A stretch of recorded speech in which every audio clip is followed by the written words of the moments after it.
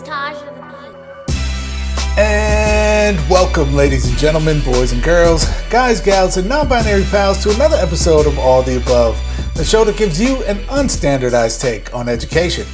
I'm Jeffrey Garrett, one of your co-hosts, and I've been a middle and high school principal and a high school social studies teacher. And as always, I'm joined by... What up, family? It's Manuel, your favorite teacher's favorite teacher. I'm a high school history teacher. This is my 17th year in the classroom. And this, of course, is All the Above, your home for news and analysis of all matters pertaining to our world of education. We want to welcome anybody that's joining us for the very first time. And we definitely want to shout out those of you who've been with us since day one. We definitely see you, those day one AOTA family members. If you haven't already subscribed or given that thumbs up or any of that stuff, please do so we can keep these critical conversations going. Yeah, man, I'm feeling good, Jeff. How are you feeling today? Man, well, I'm feeling great today. Not just good. Today's episode, man, I'm fired up. I'm ready. Fired up, ready. Well, I don't know, Yes. Jeff, man. Our last episode, we had a doctor in the building. We had Dr. Keel in the building, and he was breaking down science and how we could use science to explore race and racism. I don't know, man. I don't know if we could follow it up with another doctor. I don't know. What do you say? What do we got on the agenda today? Well, Manuel, for today's episode, I am just so excited. It's incredible the amount of excitement I have for our guest today. And we have an important streak going for the last 3 years of having nothing but the dopest guests here on All the Above. And that streak, I must report and announce, is going to be alive and well and intact for yet another week. Our guest today is someone who I have come to just be incredibly inspired by and just love what she's bringing to the table in terms of perspective, knowledge, insight into curriculum and instruction in this particularly important historical moment. And you may have seen her, folks, on what I think is probably the most widely watched webinar out there in education this summer, put on by Haymarket Books and the Schomburg Center for Research in Black Culture. Shout out to the Schomburg up in Harlem. It featured our amazing guest today, along with, and get this, the incredible, the amazing Bettina Love and Dina Simmons. And yes, folks, I am talking about none other than professor at Georgia State University and author of the amazing book. You need to go out and get it, Cultivating Genius, Dr. Gholdy Muhammad. Book? Yes, we are having on Dr. Gholdy Muhammad today, and we're going to get into just some fascinating issues, not only about kind of the substance of her text and her framework for culturally and historically responsive literacy, but also, how her work helps us think about, okay, everybody wants to do anti-racist education, right? But how do we do that? How do we actually take her framework, apply it to curriculum and instruction, and actually bring to life anti-racist education in the classroom? We're also going to talk a bit about her journey professionally and how she kind of stays engaged in the work. It is going to be fascinating. You definitely don't want to miss it.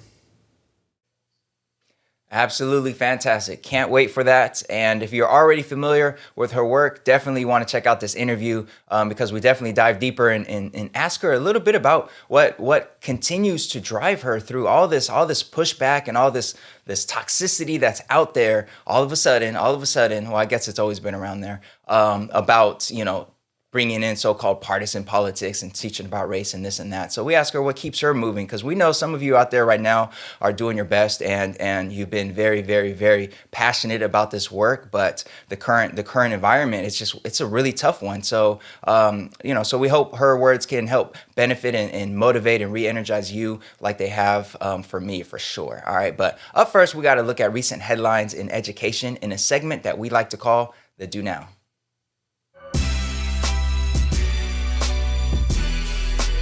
What up, AOTA family? If you are listening to this episode on Apple Podcasts, we would very much appreciate it if you scroll down to the bottom and leave us a 5-star rating. And when you have time, if you write us a little review, we would love that. In fact, if you write a review for us and screenshot it and send it to us, we will send you back an AOTA show sticker for your laptop or your notebook or wherever you put your stickers, all right? So write us a quick review, screenshot it, send it to us over Twitter or Facebook or wherever, and we will send you back an AOTA show sticker. We love y'all. Thanks for listening.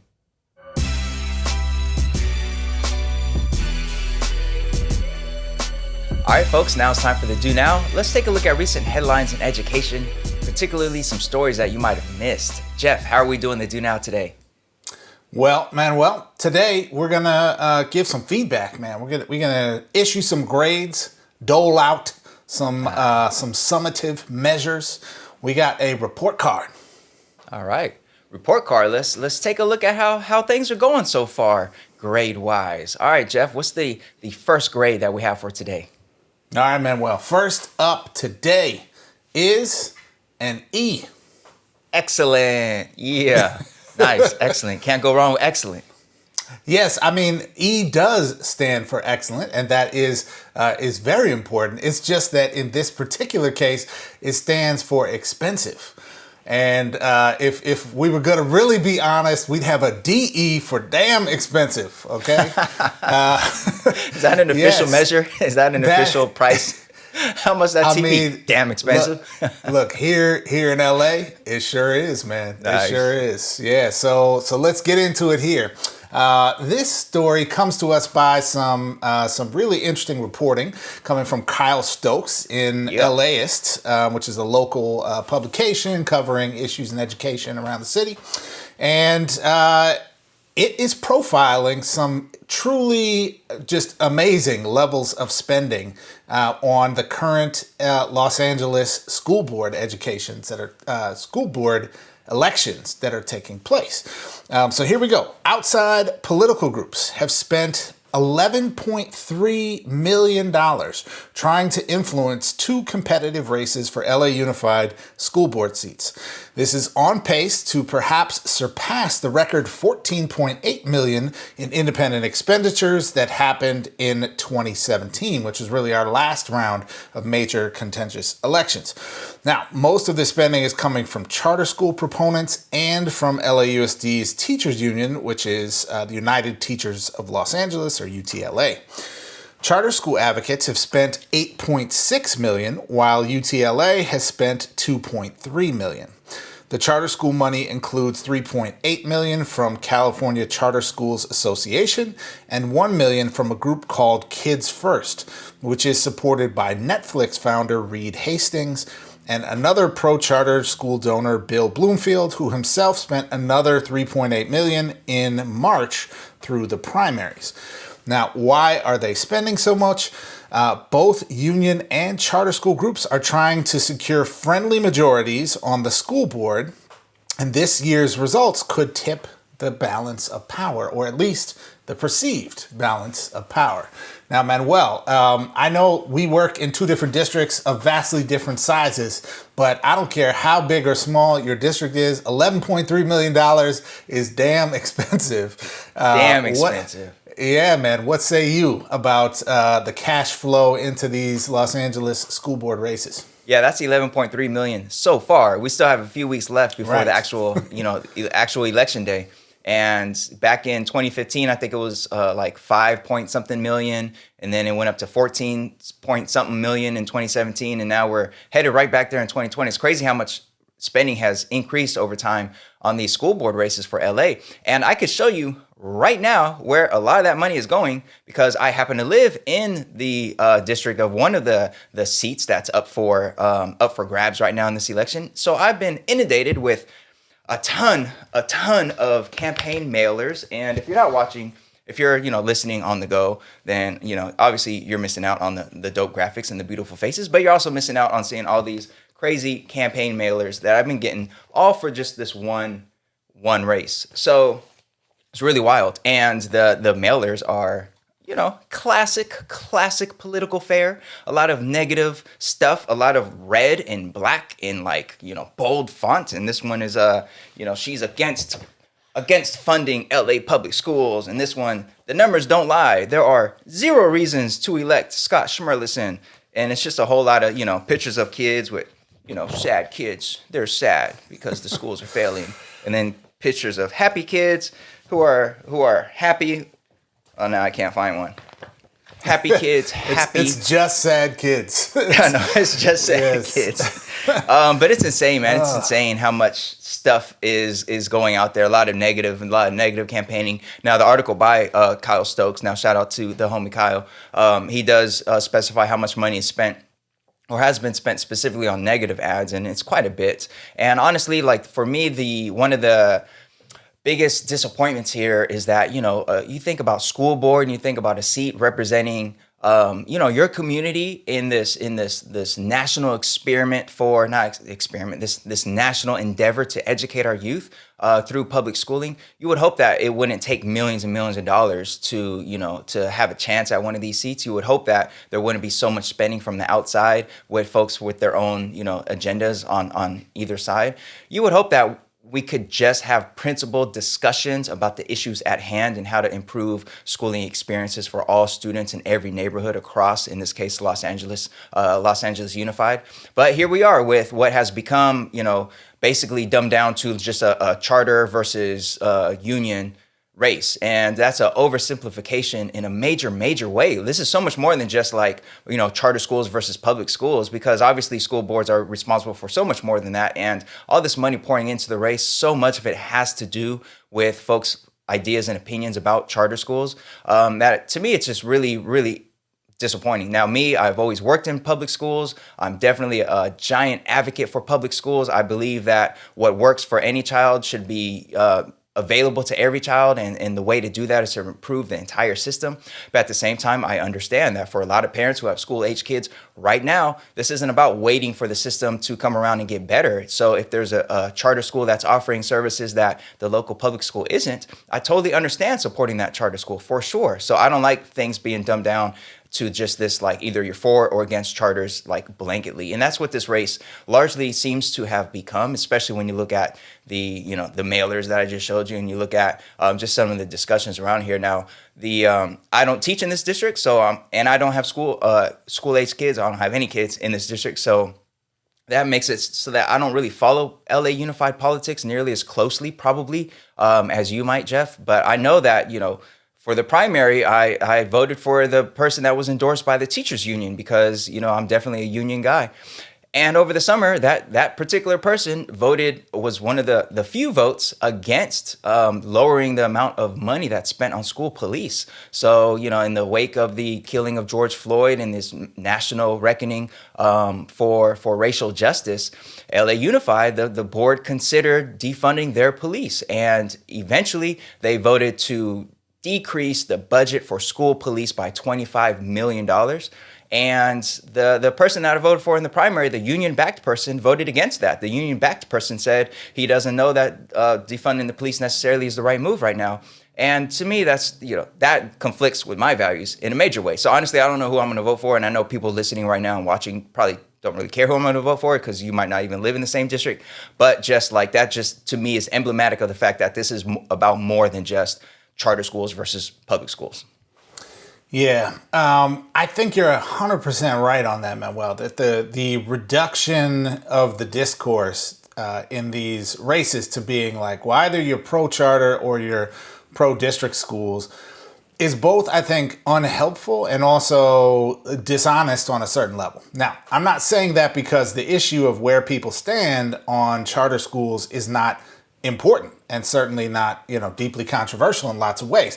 Los Angeles, more than any other of the truly, massive school districts around the country, has the greatest percentage of its students attending charter schools, right? So there is very much, an issue here around, sort of friendliness to charter schools versus friendliness to district schools that very much gets at like resources, jobs, etc. So I'm in no way belittling that. I'm just saying there are also many other very important issues that are, that need to be discussed. And the kind of, winnowing down of the discourse to just that, I think is unhelpful to voters and frankly, even to educators to think about who do we want in charge of our system and making decisions about the massive, $10-ish billion budget that the district has to spend every year, right? The vast majority of which is not being spent on charter schools, right? So yes, I think you're 100% right about that. I also think, and this is true of our political system overall, but we're seeing just this, what I would consider a gross intrusion of money into local campaigns in a way that is corrosive to the integrity of the process, right? In a way that is making the threshold to enter these elections vastly more difficult for regular people to actually have any shot in these elections, and also, sets up a set of like folks who have power in the equation who aren't actually really stakeholders in the outcome of the election, right? Yeah. And we have to ask ourselves, why is Reed Hastings putting millions and millions of dollars into, from Netflix? Why is he putting millions and millions of dollars into this election, right? I guarantee you his kids are not going to his neighborhood public school, right? And neither does anyone he know. So the situation here is this is the kind of dark underbelly of American politics, and it saddens me to see that expressing itself in this way in a school board election where perhaps naively, I want to hope that we could still have maybe just a tiny bit more integrity, in the process that isn't just about purely how much money you can raise, and that being your ticket in.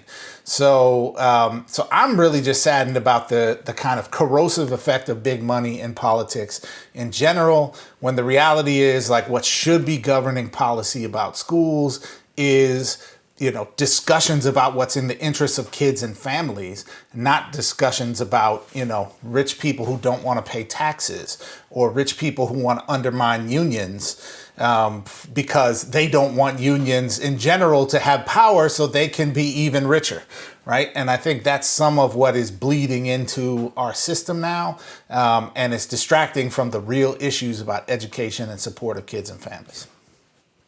Absolutely. I have nothing more to add. You said it there. I will add that I wish they would stop sending these campaign mailers because they're not making a big difference, and they are killing a lot of trees. And yeah, man. Just seems like a waste. Joints cost $6 each, man. Man, So, I got a stack of them, man. And these were just the school board ones, but you add in all the ones for propositions and everything else. It's just damn. Yeah. I do think, Manuel, before we move to our next story, we probably should call out that a former guest on All the Above is actually a candidate in one of these, hotly contested that is true. Board seats. And that is Tanya Ortiz Franklin, who is running for the Board District 7, which is the kind of southern part of the city of Los Angeles. So she is in the runoff, which is going to be decided on November 3rd. And I think, if folks are interested in learning more about Tanya, the subject of our show wasn't about, a campaign for school board, but was actually about her time as a teacher in LA and as someone who came into teaching through Teach for America. So it was really a conversation about Teach for America and kind of the alternate certification pathway to teaching. So folks might be interested in that, and I think we can throw the link to that episode below as well. For sure. All right, Jeff. Next story, next grade. The next grade that we have for today is a D. Wow, it's not so great, man. You are correct. It's not so great. This D stands for double block. Ah, okay. Nice. I like it. Don't we all love double block math, double block English? Well, this relates to a story pertaining to the value of social studies instruction in boosting student reading scores. All right. I like that. Yeah, sounds good. Let's go ahead and get into it. So this story comes from the Hechinger Report in an article written by Jill Barche. And this story profiles that for years, schools have been cutting back on social studies and doubling down on reading instructions, especially in low-income schools. Yet reading achievement has remained flat and low for the last 20 years.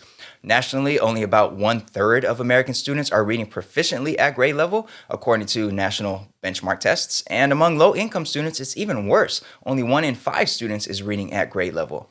So the conservative Thomas Forden Institute released some interesting new findings this fall, which looked at social studies instruction and its impact on reading achievement. And they found that elementary school students in the United States spend much more time on English language arts than on any other subject, but increased instructional time in social studies, but not increasing time in ELA, is associated with improved reading ability. The students who benefited the most from additional social studies time are girls and those from lower income and or non-English speaking homes. Jeff, are you surprised that increasing the instructional minutes on social studies instruction, we should specify this study looked at grades kindergarten through grade 5. Are you surprised that increasing social studies instruction in those grades led to increased reading scores? Surprised? Not even slightly. Happy? I am ecstatic and through the roof. Now, of course, this was just, slight increases in scores, so maybe not, not revolutionary. But that said, I think it's really interesting that this is maybe one of the first time we've seen some quantitative demonstration of this association here, right? And I think it is important to note that the findings of the report don't necessarily demonstrate causation, right? So it is unclear still that, or they're not able to say definitively that it was the teaching of the social studies that caused the increase in reading scores. So, for example, it might have just been that like there were stronger teachers who taught social studies, and whether they were teaching social studies or something else, those students would have learned more, about reading, right, just because of the quality of the instruction that they received, right?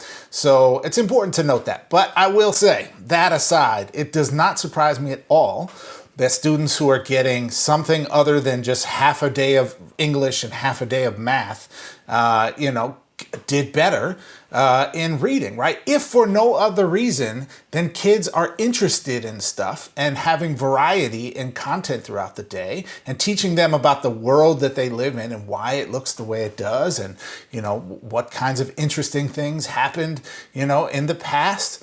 It does not at all surprise me that would encourage kids to actually find interest in what they are then reading and being asked to, to engage with via text. Also, what's really interesting about social studies as a content area is, yes, it is very knowledge heavy as a discipline, but also you're being asked to think, or at least if a class is, doing a good job, I would argue, you're being asked to think critically, right? You're being asked to look at a set of facts and information and say, how does this lead to this other thing? And do I think this is a good idea or a bad idea?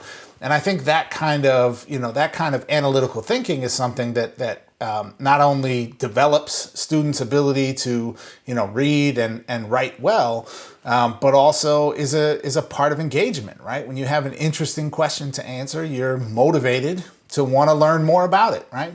And so I'm excited that this research came out. I don't know it's earth-shattering necessarily, but it's pretty cool and promising. And I hope we can bring more social studies back to our elementary schools. We certainly need it in this country. Yeah, so I agree with all that. And I bet there's a lot of folks watching right now or listening right now who are thinking, I told you so. When schools started moving to double blocks of English, double blocks of math, for anybody who entered the profession either before or during the No Child Left Behind era, you probably witnessed at your own school the amount of time spent on enrichment activities, on social studies, which shouldn't be enrichment, on the sciences. That amount of time really seemed to dwindle a lot during the No Child Left Behind era as schools really focused on the English and math scores and getting those up. And I think this study shows what a lot of folks felt and were saying at the time, which is like, just because you do more of it doesn't automatically mean the scores are going to go up. And this story, what I appreciated about this article is that it pointed to the ongoing discussion or debate about whether or not phonics instruction is the best way to go about things, or having students lean on their background knowledge and contextual skills.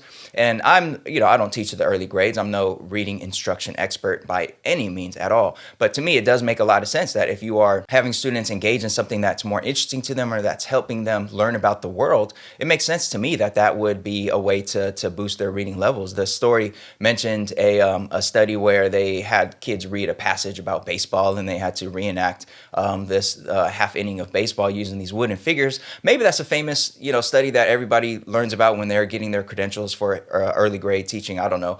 This is my first time hearing about it. But in any case, it showed that students, even those who had limited reading abilities but who understood baseball, they were able to engage with that passage and then conduct the activity, which goes to show that the background knowledge perhaps is important. And when we're living in a world where so much is going on and kids have so many questions about what's going on, it just makes sense to have them engage in some of these histories so they can learn about themselves and learn about the world that they are experiencing, and do it in such a way that maybe an offshoot of that is that reading scores go up. I mean, it makes sense to me. I teach high school, so I can't relate to the elementary teacher struggle of trying to decide how many minutes to spend on this, how many minutes to spend on that, or maybe not even trying to decide, but trying to fulfill the directives from on high about how much time to spend on this or that. The article does point out that on average, teachers spend about 120 minutes on English language arts instruction and 28 minutes on social studies. And here we are in a world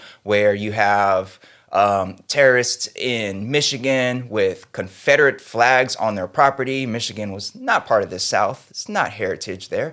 Trying to kidnap the governor and do who knows what. I think we need to engage in some social studies. I think we have a lot of reckoning to do, and if kids are the future, kids definitely are the ones that we want to help engage in some of these understandings and some of these histories, so that they can interact with the world in hopefully a more humanizing, positive way than what a lot of adults are doing right now. So, hey, sounds like a good story to me. It was a D for a double block, but honestly, it might be more in the maybe B range, since this was not a giant increase in the scores, and we don't know necessarily that it was because it was social studies. So I'm gonna give it probably a B. Yeah, I might even go a little higher, man. I might go in the B plus range, because I think it. Can we just round that? Can we just round that? Come on, teacher. Just could I extra credit? Yes. Could I turn work all over the weekend and bring it back? It is. Here's I think another exciting and important part of this that we shouldn't miss, right? Which is yes, the study that you named is real, and there's been numerous other similar types of studies that have shown that things that you have greater content knowledge about or contextual knowledge about, your ability to read about them increases dramatically, right? So, right. And you can even replicate this in very short order, right? By like giving someone a sort of Wikipedia entry about a topic, right? Oh, here's how, cold fusion could work, right? Read this little Wikipedia entry and then read this complex scientific article, and you'll be better at making sense of it with the background knowledge than you would have been without, right? And I think that's pretty intuitively true for most people.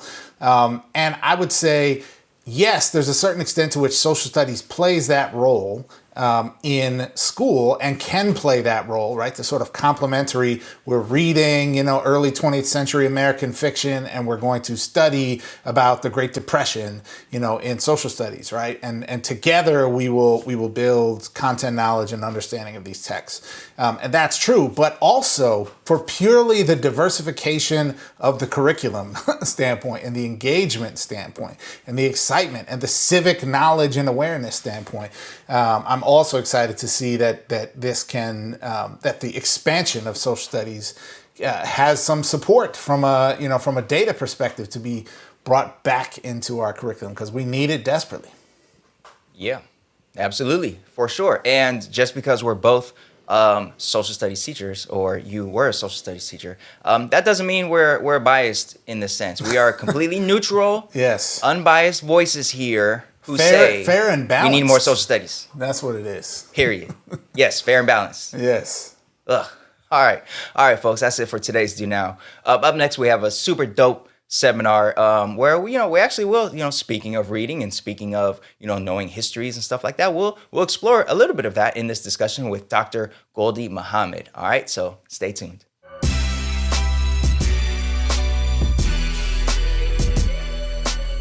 All right, folks, welcome to today's seminar. We are excited to have you, and I know for a fact that you are excited to be here today because we have an incredible guest with us. She is someone you have, I'm sure, seen all over the interwebs on YouTube and on Facebook Live and everywhere over the summer and this fall. Just sharing her incredible wisdom and knowledge and framework around culturally and historically responsive literacy. She is none other than Professor Gholdy Muhammad. Welcome, Gholdy Muhammad, to All the Above. Thank you. Thank you so much for having me, Jeffrey. It's such a pleasure to be here and to be in conversation with you. Yeah, well, we are thrilled that you're here with us today. And folks, let me just tell you a little bit more about Dr. Muhammad. Dr. Gholdy Muhammad is an award-winning associate professor at Georgia State University. She teaches literacy and language in the Department of Middle and Secondary Education. Dr. Muhammad began her career as a middle school reading, language arts, and social studies teacher. She then served as a district assistant curriculum director, where she was responsible for kindergarten through 12th grade literacy instruction, assessments, and PD. Dr. Muhammad received her PhD in literacy, language, and culture at the University of Illinois at Chicago. Her research interests include the social and historical foundations of literacy development within Black communities and the writing practices among Black women and girls.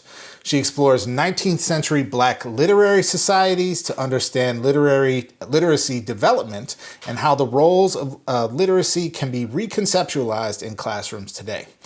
Dr. Muhammad is the author of the acclaimed new book, Cultivating Genius, an equity framework for cultivating culturally and historically responsive literacy. And if you haven't gotten your copy yet, you should get one right now. It looks like this. It's incredible. And of course, you may have seen her on some of the most watched, most engaging live streams this summer discussing various issues of anti-racist education. Once again, welcome, Dr. Muhammad. We're so excited to have you here today, and I'm going to hand it over to Manuel for our first question. Yes, absolutely. Thank you. Hi, Manuel.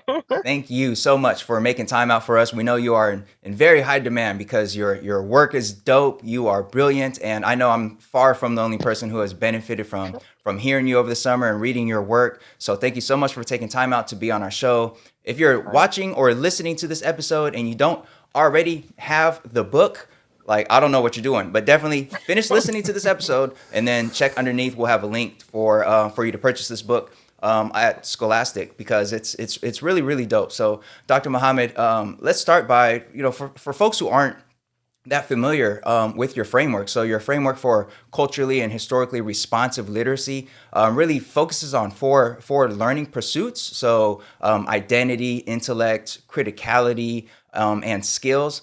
Now, for folks who aren't familiar, can you maybe give us an overview of what those mean, and how does this approach differ from how teachers have traditionally been taught to teach? Yeah, so, as I was studying these Black literary societies throughout the 1800s, I really wanted to know what were some of the learning goals that they had when it comes to literacy learning, but also for educational learning, not just thinking about like English language arts or literature. I also thought about mathematics and science and history. And so when I was studying the historical archives, like public addresses that they had given during that time, old newspapers that they had published in, I came to an understanding that they essentially had these four major goals for learning. And they called their learning goals pursuits. And so they did not call them learning standards because I found that learning standards comes more from Eurocentricity. It's a word that's sort of like seeped in whiteness. It wasn't a word that communities of color used to describe their learning goals. And so, of the four goals, the first was identity development. I noticed that every time they were reading and writing and thinking and learning, they were making sense of who they are, who they were, who they weren't, who they wanted and desired to be. So all the complexity that comes with identity, they were making sense of their lives. And they were also learning about the lives of other people. They would read and learn from literature from all over the world, including China. And so they didn't just focus on themselves, but they wanted to learn about other people who were different than them as well. And then the second goal or pursuit that they had was skills. They were trying to gain the skills and the proficiencies for mathematics, for science, for all the different content areas, right? And so, like comprehension, I mean, things that we would normally see like in a Common Core state standard today. The third pursuit is intellectualism. All learning was connected to action. That's the difference that I describe in the book, from knowledge to intellectualism. The difference is that one is more action oriented, like intellectualism. And so, as they were reading and writing and thinking and learning, they were becoming smarter about new ideals and concepts and people and places and things. They weren't just learning to develop skills alone. And the fourth pursuit that they had was with criticality. Now, this was an interesting one. I originally named it, which a lot of people don't know, print authority, because it was like they were learning, they would see themselves with identity, they would learn the skills with skills, they would learn the intellectualism, and they would use it to put their own critique and interrogate it to gain authority of the text. Right? We have authority of something when we know it well enough, where we can debate on it and where we can critique it. You can't just stand in a room talking about any topic if you don't have any knowledge. And you need the identity and the skills to get to that knowledge. So you can see how they were all connected. But criticality went a little further. Criticality was an understanding of equity, oppression, anti racism. It was helping them to understand issues of marginalization, exploitation, and representation. And a criticality, I'll just lastly add, it was something that helped them to, in their own words, I'm quoting here, it helped them to be able to discern between truth and falsehood at a glance. That was one of their major purposes for education. And this is something that can be useful for all students. And if I added a fifth pursuit, it would be joy, because I noticed that even in the most turmoil of conditions and harshest and oppressive and racist times, they still loved each other and was able to cultivate joy with each other, which is very remarkable. Because when you have a lot of pain and struggle and everything is about resistance, to then say, you know what, we're gonna have joy. That's a beautiful, remarkable, humane kind of quality. And so the difference, to respond to your second question, when we take a look at those, let's say, five pursuits, if we added joy, compared to what we see in schools and classrooms are largely, solely, or mostly pushing skills. Everything is about skill development. And it's not as much, unless you have very unique classroom spaces, about application. Even our Common Core state standards are grounded in skill development. We don't have adopted equity standards, identity standards, criticality standards, and how lovely it would be if we did, right? And so that's the difference. Our system is really, from the 1600s to today, we are still pushing skills, skills, skills, evaluating teachers on their ability to teach the skills, assessing skills. And that's what I'm trying to come away from, be more comprehensive and be more excellent. Yeah, I just, this is probably like the 10th or 12th time I've heard you explain your framework, Gholdy, and it never gets boring, because I feel like each time I hear you describe it, I take away something new. And you were just making me think about the kind of phrase that I know has become more popular in recent years, of like, I am my ancestors' wildest dreams. And when I think about what that, like on the ground, what does that really mean? And I think about it through the lens of education, right? And think back to people who were gathering to read and educate themselves in a context in which that was either illegal or incredibly, in a very direct, physical way, dangerous work to engage in. The idea that today we can bring that work or continue that work in our classrooms with our young people is just such a powerful way to Yes. conceptualize what our work is about, I think. And one component of your framework around criticality, I think, Manuel and I were talking a bit about, because as social studies teachers, I think every social studies teacher out there prides themselves on being someone who teaches kids to do critical thinking, right? Yes. To like look at some facts and, what were the causes of World War One, or, whatever it is, right? And not just sort of accept information without some type of critical thinking.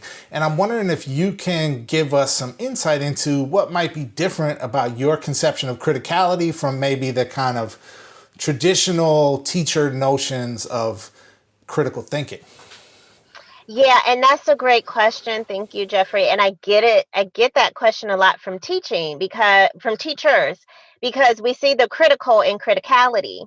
The way I'm conceptualizing criticality is more connected to critical theory, critical race theory, theories that take on a lens of understanding race, power, gender, and all these things that have sort of been categories related to marginalization, or dominance and things like that. So when I think about, in my work, I use lowercase c for critical versus uppercase C to distinguish the difference. So critical thinking is more deep and analytical thinking. We certainly want our students to have that and to do that. Criticality goes a step forward. Is deep and analytical thinking, but not just that, but specifically about social political consciousness. Is deep and analytical thinking about power, even if the power comes from the self. About, and Richard Wright said there's power, there's protest in every piece of literature. There's power everywhere. Everything you read is political. It's funny that, like, people say, oh, don't be political in your approach. Uh, Power is everywhere. And so it allows you, criticality goes beyond deep and analytical thinking to allow a child to learn how to understand oppression and anti-oppression with the goal to disrupt it. It's like helping them to become racially literate with the goal of disrupting the hurt and harm that is inflicted on human beings, on the land, on animals, right? Because that can all be a part of marginalization too. So that's the difference. It takes a deep look, to really address power and inequity and things like that. So you can look at an image as an example. I just remember the image of all these men sitting around the table talking about women's reproduction rights, right? You can analytically analyze that picture or that image or that segment, but the person with criticality is going to read for what's not there as well. They're going to, as they're reading for what's not there, they're going to understand the power gender dynamics. They're going to take it a step further. So it still involves critical thinking, but just more social politically conscious kind of learning. I know exactly which photo you are referencing. I've used that so many times in my Yes. civics class. It's just, And I was like, what's wrong with yeah, this so here? yeah, This exactly. picture. All right, so when your book came out, there was a lot of excitement around it. I think I remember reading on Larry Filazzo's blog. I think he interviewed you about the book. Shout out to Larry Filazzo and his blog on Ed Week. And then the pandemic hit, and the world flipped upside down. And then George Floyd happened.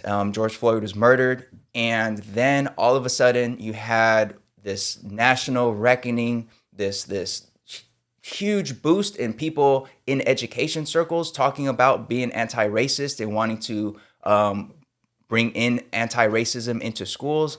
And then you had series of summertime webinars and professional development. That's where I first encountered your work through the one of the webinars. I think it was with Dina Simmons and Dr. Bettina Love, the abolitionist teaching one, which I think has like so many views on YouTube because it's so great and so powerful. And after the summer of anti-racism being talked about and equity being talked about all over the place with regards to education, and then the backlash seemed to happen in terms of from the White House targeting the 1619 Project and threatening to defund schools that were using anti-racism in their practices and threatening to defund training programs that use critical race theory.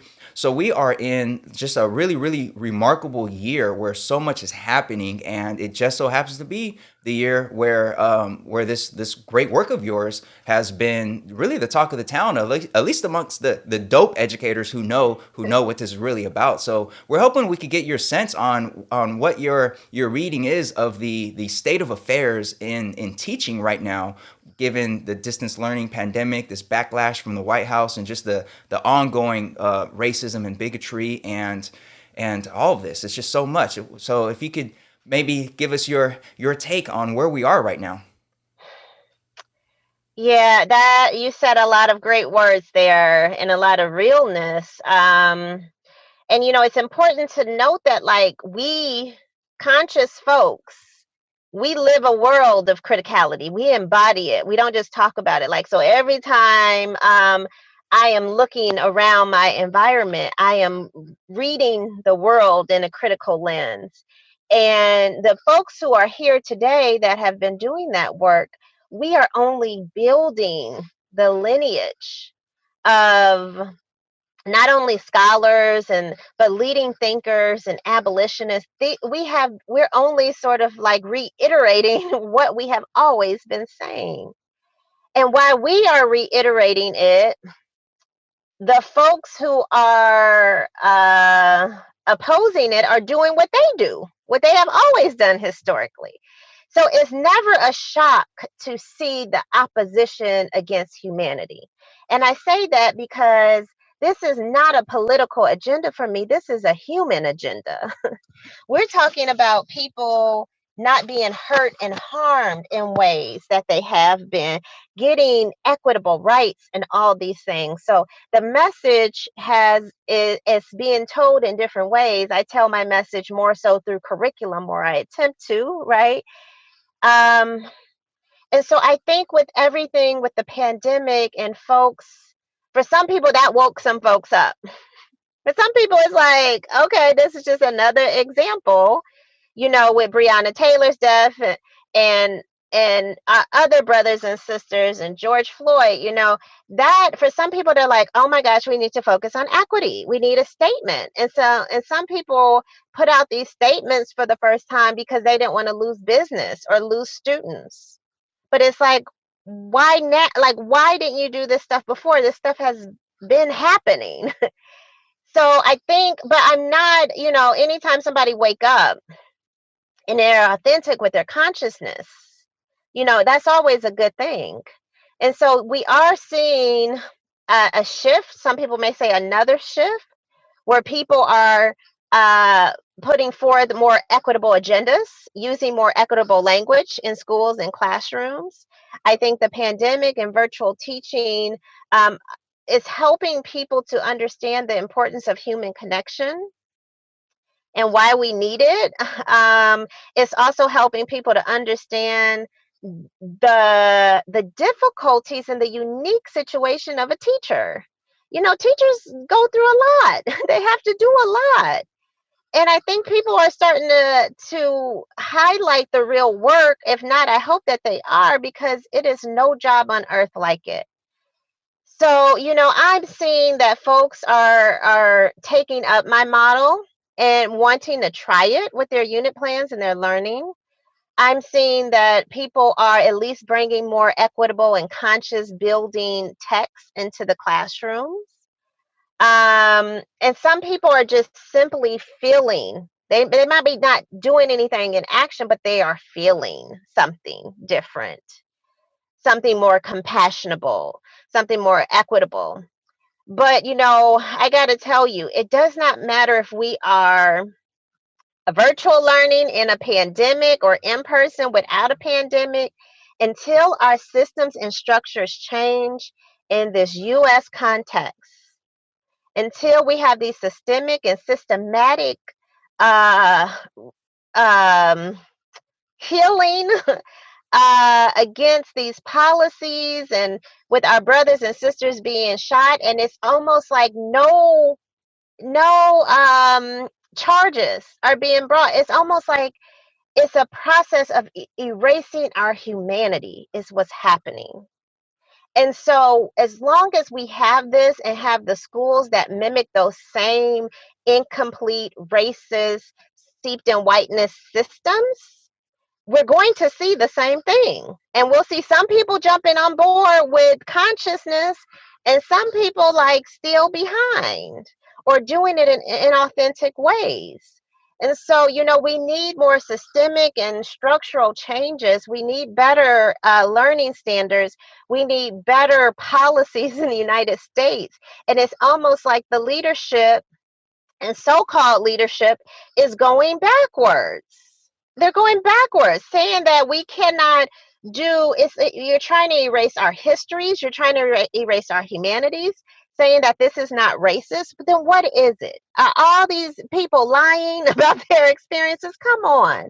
We don't need any more proof of racism and inhumanity.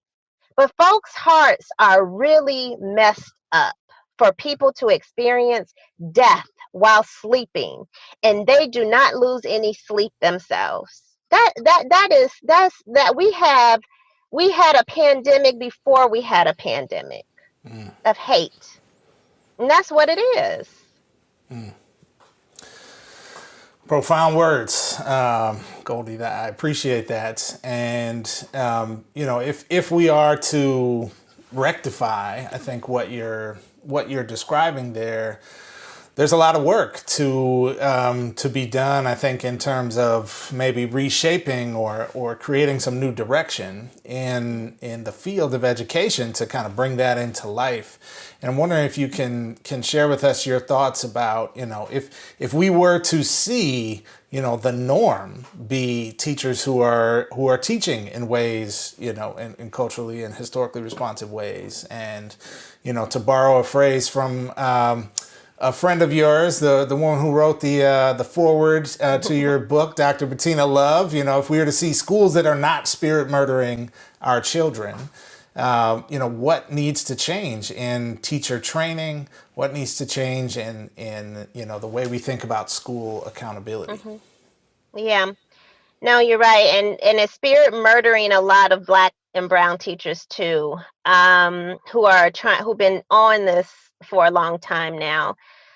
So, I think about if we had a playbook, it would involve 5 different areas, and you mentioned some of them.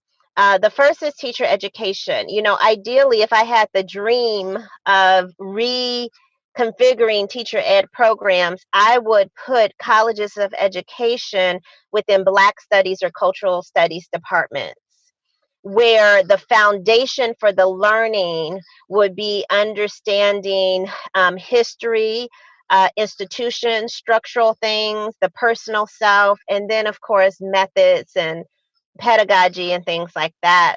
But the reason why teachers struggle so much with teaching Black and brown students, I mean, part of it is that they don't have a system that supports the teaching of Black and brown students. But another big part of it is that they don't deeply understand the histories, identities, literacies, and liberation of Black people. And Black people was a great starting point if you want to get it right with everyone else, because of the diversity and all the different variations of identities and experiences within Blackness.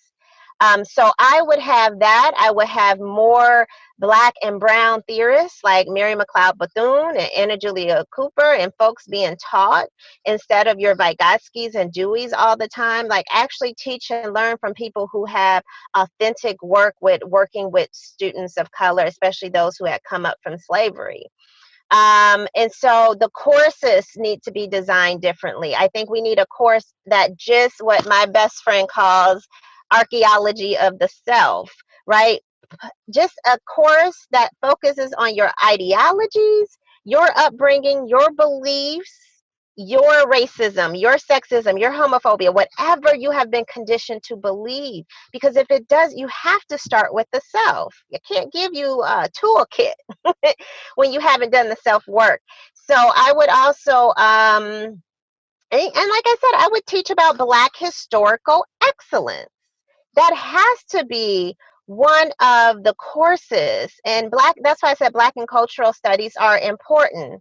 Another change that's needed are learning standards that are equitable, that are framed to address identity, intellectualism, and criticality. The social studies standards in most states don't even have the word race and racism in it. How is that possible? So we're not even giving social studies educators and students in social studies classes like an opportunity to really learn at a scholarly level of the study of the social context of the world.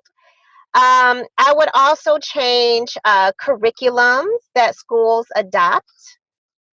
Stop spending money on curriculum that's seeped in skills only. That's not going to help the child. We spend millions of dollars. Okay, and so stop adopting these, hold these publishing companies more accountable for writing a curriculum for Black and brown students. A lot of like major cities have 85% or more, and it's the same curriculum you can see anywhere. 85% or more Black kids and brown students, Black and Latino. And so how do you have this same white curriculum? That does not make sense to me. And lastly, in this like playbook, I would change, well, two more things. Assessment, right? We assess, we gather information on what we value. If we value skills only, we're going to assess skills only. But we can assess identity development. We can assess criticality. We can have measurements for that. If we are trapped in smallness, we cannot see what that assessment looks like. But if you are a researcher, we can study anything we question. And then the last one is teacher evaluation. And not just teacher evaluation, but recruitment and hiring. That needs to change. I worked with a school district in the Bronx, and we redid their recruitment strategies. We do not wait for teachers to come to us. We go out and recruit the brightest and the best. We reframe their interview questions. We have to stop asking questions that do not get at anti-racism or culturally and historically responsiveness. And we redid their the protocols. Once they are coming in for an interview, they need to meet with students. They need to meet with parents. Everybody needs to sign off on this teacher. They need to know that this is a community thing. They need to demo a lesson on anti-racism. Let's stop trying to remediate teachers with racism. Like, let's not hire them. This is not the job for them. This is not a training ground kind of position. You know, that's just, especially when you're in communities that have historical, you know, problems around racism and marginalization. And so when we get those 5 elements to be more stronger and more complete, we'll see different outcomes, as people say. We'll see different types of teaching. We'll see different joy. We'll see different achievement. That is I'm just, lovely. yeah, I'm gonna just officially say, I think quote of the day today is let's stop trying to remediate teachers with racism, and I might even expand that to say educators generally. Yeah, educators, yeah, not Yeah, leaders, principals, superintendents, because it starts with leadership. If the leadership's push racism or non-racism, you know, and teachers are typically going to follow a lot of the leaders. And so it starts with let's stop hiring certain superintendents, and because there's a lot of racist things that come out of their mouths too around the country. So you're right.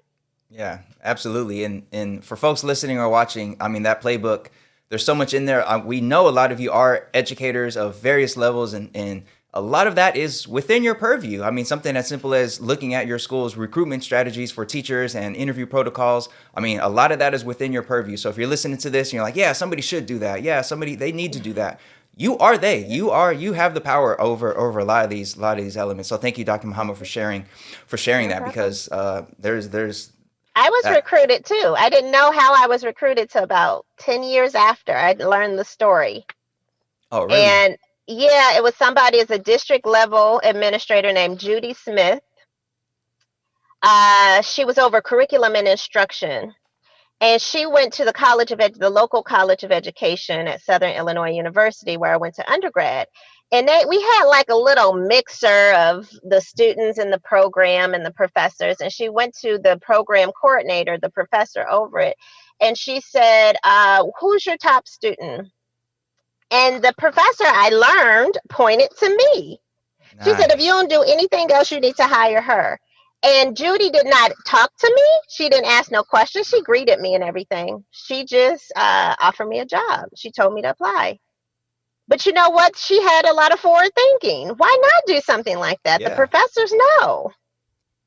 absolutely. That's super. I mean, I feel like they do that in business schools and law schools. It's that sort of thing. In any In case, the and if you're working at a school NBA. with a marginalized population, they deserve the best of the best teachers. And yeah, absolutely. Wow, that's dope. Yep. All right, so last question. We know you are in very high demand because you have become a very powerful and important voice, particularly this year in light of the summer uprisings. And there's as you fight the good fight and speak up against white supremacy and oppression in all of its forms in our schools. We would love to know where do you draw the strength and inspiration to continue on with this work, because we know it's very heavy work and it's very challenging work, and we got a lot of teachers out there who want to do their part but just feel that they are running uphill trying to do it. So we're wondering if you could share with us a little bit about where you draw your strength and inspiration from for this work. Yeah, I mean, that's also a beautiful question. I love all your questions. And it's something we all need to ask ourselves. And it's important that we don't just draw our strength from one space or and so I draw my strength from my faith. Being a literacy educator, a literacy scholar, it makes sense to me because Islam as a religion and a faith is very connected to how I respond to oppression. And so that it just kind of makes sense to me. I also draw from my family and my people, my grandmother. I'm in Gary, Indiana right now, and I got to spend some time with my 94-year-old grandmother. And, I sat and sort of just talked with her and, just seeing her journey and living through so much and just the joy and the hope that she still has, and like her and our ancestors, they just kept going and they went through it. Like my grandmother has been through it and she's still here and she still has the belief and the faith. And if they could do all that for us, that we can be here, certainly we can keep going, right? If the Yep. dogs were chasing them and all this horrific things, historically, we can keep going. But it's important that we have a village of folks like you all, like to be in company and conversations with folks that will affirm us, that will celebrate us and encourage us to keep going and to keep going further and stronger and to live up to our potential. That's really important. You can't have folks in your village who are complaining, who are struggling. They can be struggling, but you can't have a whole village of strugglers or complainers. You need people who are action oriented. You need people who have pure hearts and work toward the purity of the heart. So the village is what keeps me going. And of course, lastly, I'll just say the youth. People who know me, I teach kids on a regular basis. I don't care if I have to, uh, as a teacher, can I volunteer and teach your students? I do that a lot. I do, volunteer teaching. I teach youth in every summer, and so it's like their eyes and their minds and their genius. It's just like if I'm tired, it gives me strength. And, they're so innocent. And especially when they haven't experienced the harshness of the world, it is so much beauty in them and their thinking and their ideas. And I learned so much for them. I learned how to move forward. And so it's them, it's the teachers. The teachers, teachers inspire me because of the incredible work that they do. So yeah, and it's just the taste of freedom. When you start to have any kind of taste of freedom, you want it for other people. You want it for your brothers and sisters. You want it for your students. And it's just that taste. You may have a little taste, but you want more, like when you eat cake or something. You can't just have one bite of freedom. You got to keep going. And so that's what it feels like for me a lot of the time. Yes. Wow. Well, I think that's a beautiful place for us to put a pin in it for now and bring today's conversation to a close. And we really just want to thank you, Dr. Muhammad, for being with us today, for sharing your words and your wisdom with us. And folks, if you have not yet gotten your copy of the book, it is Cultivating Genius, an Equity Framework for Culturally and Historically Responsive Literacy. The link is below on the video here, or it's below if you're listening to the podcast. Click down into those notes and get the link, and go to that Scholastic website, get your copy. I know earlier this summer it was hard for a while to get one, but it was sold out everywhere. Yeah, but as far as I understand, they have replenished the stock. So go get your copy of the book. It will be worth your time and energy. And Dr. Muhammad, thank you so much for joining us here on All the Above today. Thank you for having me. It was so wonderful being with you all. All right, folks. Next up is today's Class Dismissed. Stay tuned.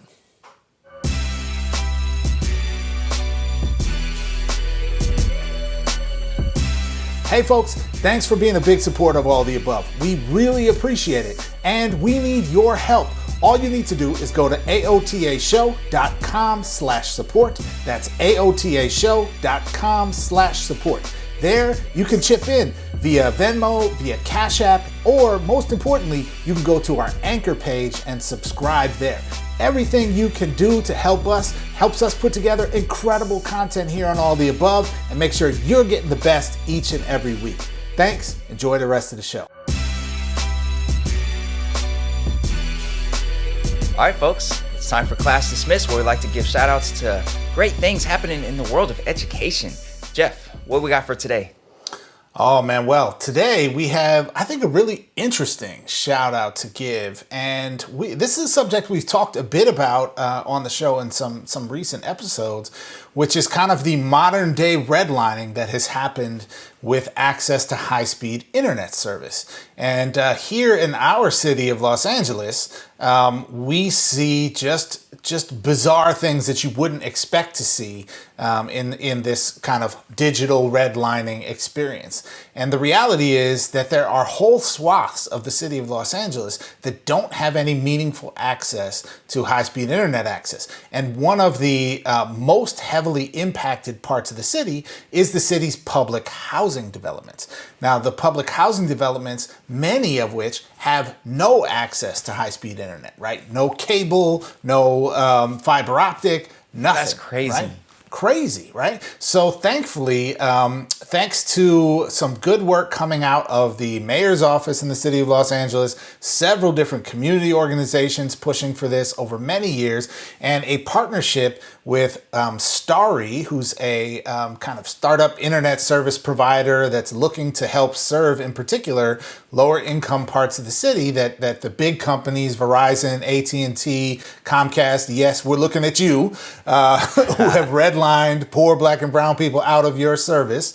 Starry's looking to fill that void along with a partnership with Microsoft. And they just recently announced that they are going to be expanding service, in particular in 4 of the city's housing developments in South Los Angeles and in Watts, which is going to, for the first time, bring high-speed internet access to communities that need it most, and especially in this day and age when the city of Los Angeles, the whole city and the whole county really, is on distance learning. So imagine being at home and all you have to access your Zooms at school is like maybe your parent's phone or a sibling's phone, right? Or if you're lucky, a hotspot from the district that might, have enough data to last you for part of the month, right? So this is a huge development. It still needs to come into fruition, but they announced the plans. They're coming out with the timeline. It's going to provide 6 months of free service for folks. And then after that, my understanding is going to be something like $15 a month for families, right? So certainly way more affordable than the big ISPs, and better quality service than the low income plans those ISPs offer. So we want to give a shout out to the city of LA. We want to give a shout out to Starry and Microsoft for their good work in this area. And we want to welcome soon, hopefully, the folks in the housing developments in South Los Angeles to the connected home high-speed internet world, and wish them well as they enjoy this new service. Yeah, shout out to Starry. That's dope. Yeah. I can't believe yet. I can totally believe that these public housing communities haven't had high-speed internet like this. It's 2020. Like, it's crazy. What in the world? Totally crazy. What in the world? Man. All right, folks. So, think about it. If you watched or listen to the whole episode from the top, we covered crazy amounts of spending for local school board races. We covered social studies instruction and its impact on reading scores. We brought a super, super dope, phenomenal guest, author, professor extraordinaire, Dr. Gholdy Muhammad, to talk about her culturally and historically responsive literacy framework. And you just learned that they've brought some, or are bringing some, broadband internet to some public housing communities in Los Angeles that have been essentially, to quote the great Jeff Garrett, redlined out of broadband internet access. Man, we covered a lot this episode. And what other show, what other podcast, what other education YouTube show brings you so much dopeness in one chunk? Like, I just don't think it happens, and especially as consistently as it happens from all of the above. So if you haven't already, please do consider recommending our show to anybody that you know who cares about these issues in education. And if you haven't already, please consider writing us a review on Apple Podcasts or wherever you listen to your podcast, so folks know that our show exists and that we out here. All right, until next time, see ya.